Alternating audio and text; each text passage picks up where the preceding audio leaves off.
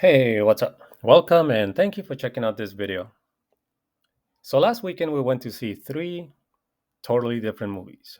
Pixar's Elemental, The Flash, and The Blackening. Now I'm sad to say that The Flash didn't turn out to be better. I'll admit, I bought into the hype. I really liked the trailer, so I was really looking forward to this movie. Um, I got caught hook, line, and sinker, so with high expectations, I felt pretty let down after the movie.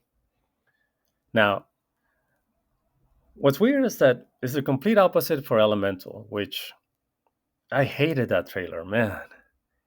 I even bitched about it a couple of times in my videos before, and I was actually hoping that we would skip it. But now I'm glad that we didn't because no, it's not a amazing movie, it's not great, but it's surprisingly good, and I actually think that it might have some legs to run once the word gets out.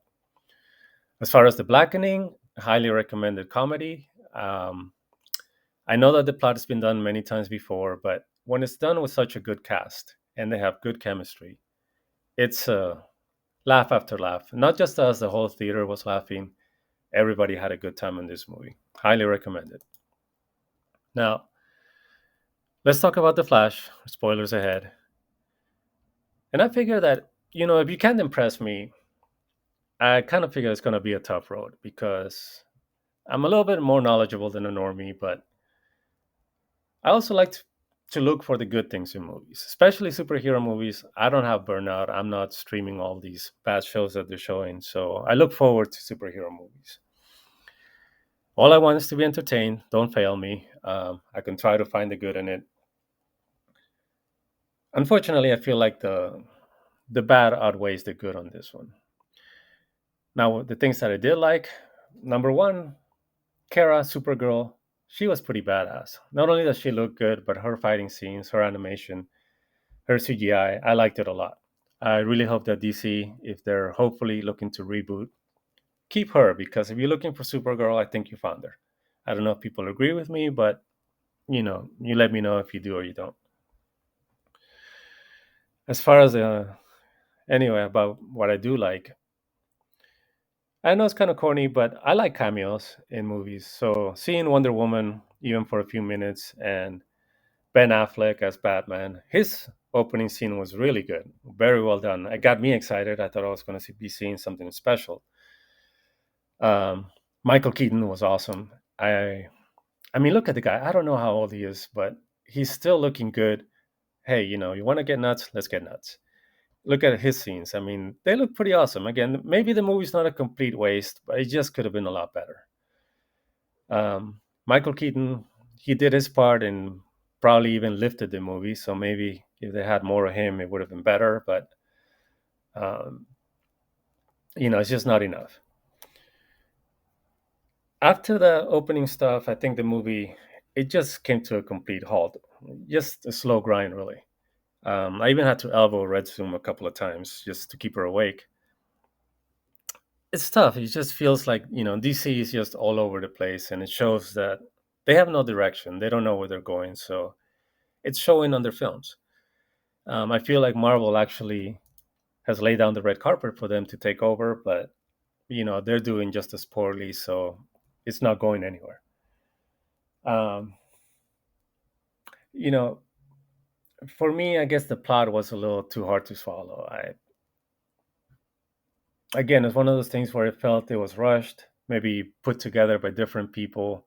Unfortunately, I know people don't like to hear much about ESG and what I think is their agenda, but um, you see it in this film. I mean, it's just inclusion, representation, and it's done poorly. Because even for the people that do like ESG, I think the idea, of course, sounds good, but it has to be done well. You can't just throw it in for the sake of throwing different races and different people and not make it look right or make it feel right. Why do I say this? I mean, let's talk about the plot, right? And it centers around the Flash wanting to go back in time to save his mother because she was killed by her father. That's a big story, right?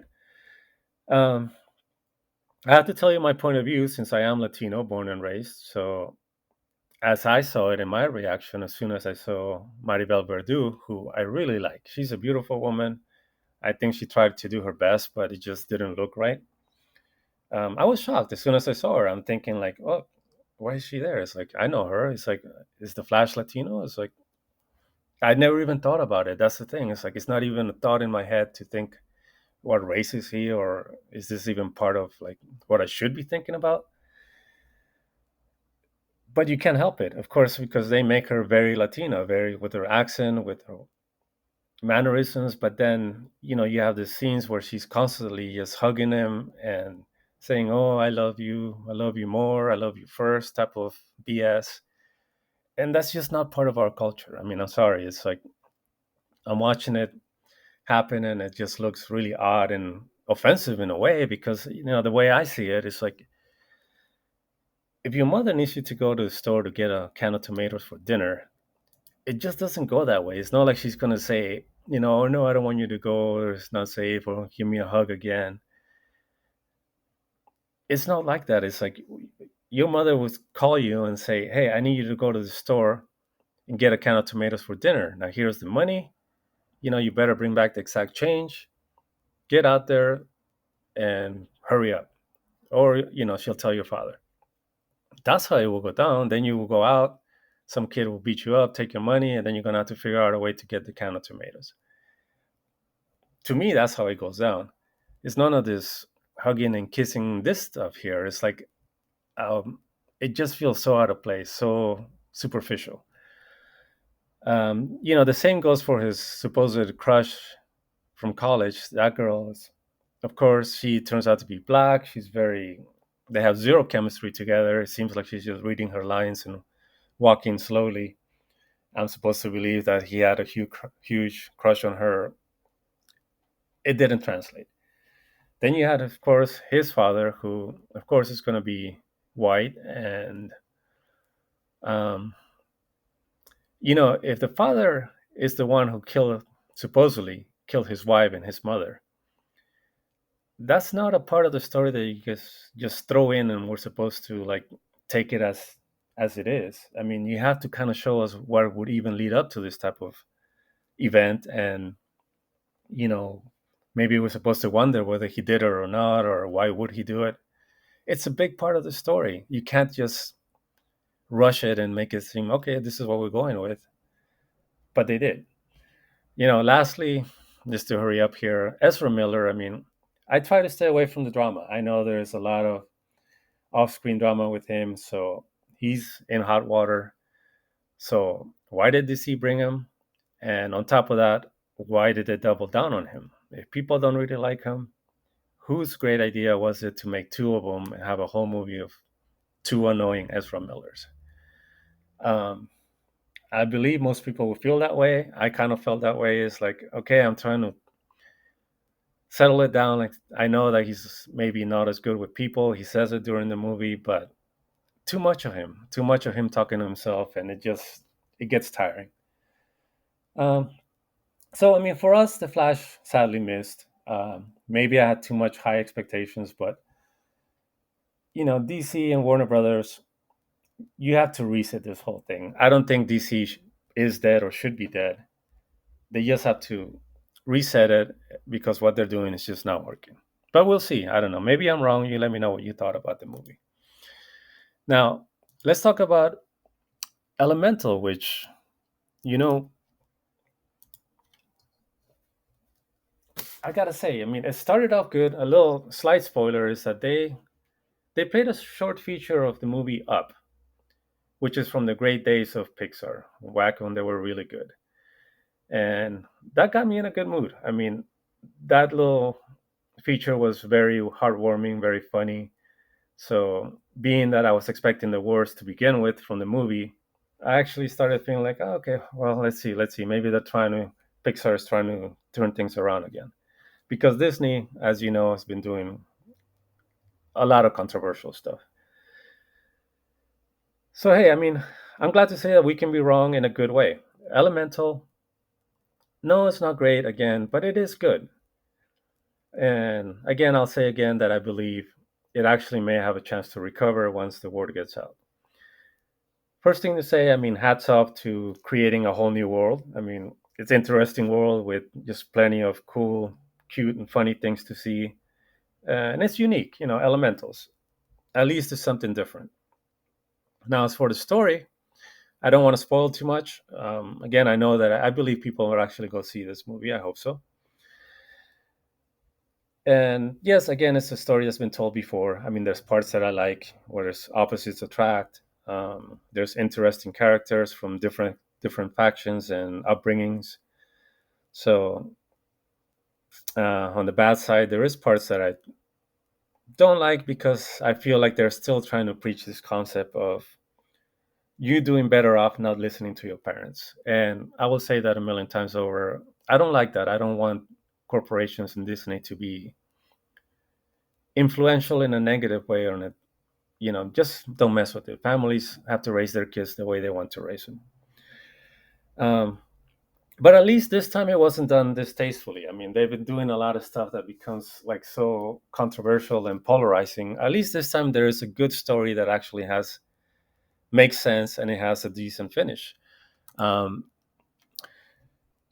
you know, Amber, yes, I mean she is your very strong female lead, but she's not Mary Sue, and that's a good start to begin with. She comes with flaws. Her temper, which looks really cute, is really funny because she's fire. So you start seeing her getting heated up and more hot and hotter and hotter until she explodes. So um, it's good that she has flaws. It's even though she doesn't intend to or try to, she does mess up and keeps messing up, and at least she acknowledges that it's happening and there's a story to be told. It's not like she's a Supergirl again and just boring Mary Sue.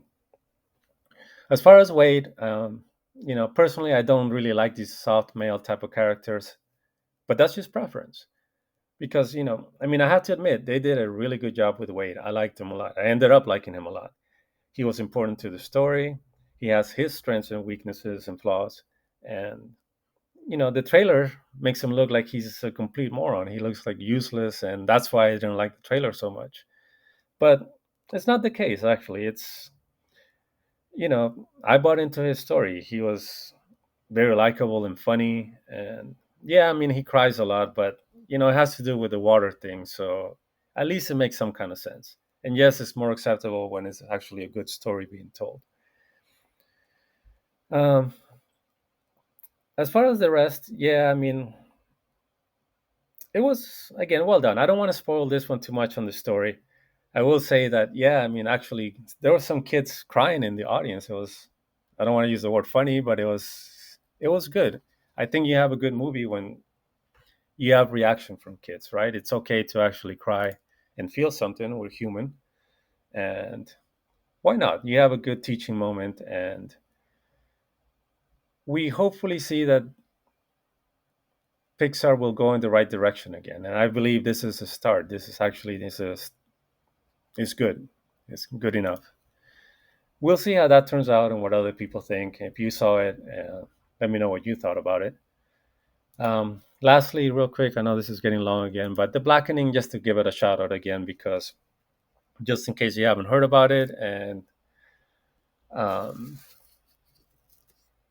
it's a can't miss again if you like to laugh, and we do. We like comedies. I know that judging by the trailer, they've done a cool one with people reacting, and that's how it was. That's no exaggeration. I think people were mouth open, funny, laughing, and there's always going to be the little weird part about just black comedy and who's in the audience. But hey, again, all these guys were entertaining.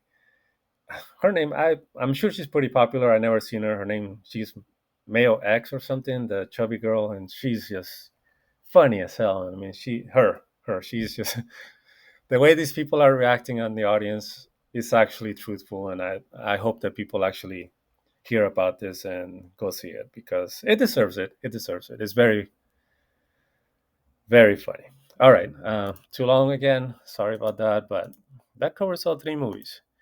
If you care to, let me know what you thought. I would love to hear from you. See you next time.